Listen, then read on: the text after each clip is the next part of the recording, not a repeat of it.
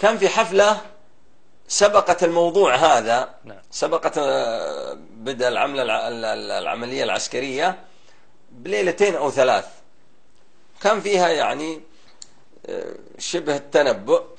فأنا قلت بدعة، واللي يبغى يرد يرد، واللي يبغى يرد يرد من زملائنا. فرد عبد الحميد. أنا أقول في البدعة كانت حول الموضوع هذا، أقول: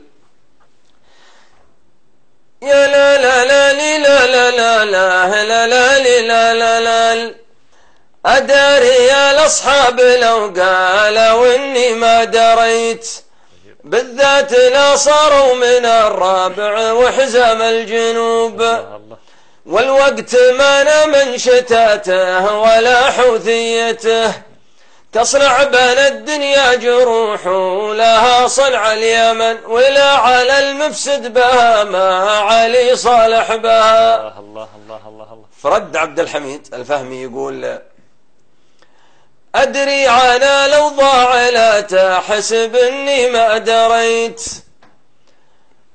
أدري عن اللي صار واللي حصل له الجنوب، عبد الملك ما همنا لو جمع حوثيته، بنردهم ونرجع العاصمة صنع اليمن، بكرة تجي ما عاد تلقى علي صالح بها. الله الله الله.